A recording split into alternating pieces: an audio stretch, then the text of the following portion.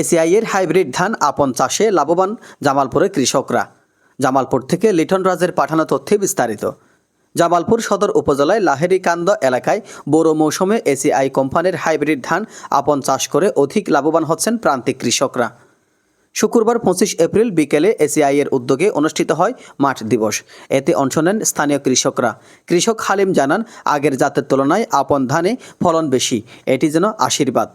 অনুষ্ঠানে উপস্থিত ছিলেন এসিআই এর বিজনেস ডিরেক্টর ও সিইও সুধীর চন্দ্রনাথ, ইয়ার ফার্মা লিমিটেডের পরিচালক জিয়াউ লেংমু, মিস জেসমিন, মিস জো, ন্যাশনাল সেলস ম্যানেজার মেনুসিস কোমাল মণ্ডল ও জোনাল ম্যানেজার অলোক চন্দ্র শীল। অনুষ্ঠানটি পরিচালনা করেন মোহাম্মদ হামিদুর রহমান। বক্তারা জানান, আপন একটি উচ্চ ফলনশীল, রোগ প্রতিরোধক্ষম হাইব্রিড ধান।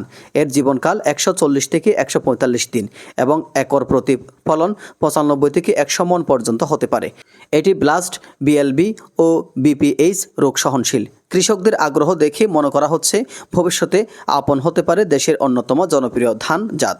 বাংলাদেশ কৃষিটাকে অনেকটা আমাদের মা বোনেরা তারা সাহায্য করছেন, তাদের পরামর্শ এবং তাদের ঐকান্তিক পরিশ্রম আমাদের তারা যে আজকে আমাদের অনুষ্ঠানে আসছে, এজন্য আমাদের পক্ষ থেকে অনেক বেশি ধন্যবাদ, শুভেচ্ছা এবং আন্তরিক কৃতজ্ঞতা আপনাদের প্রতি যারা এখানে আসছেন।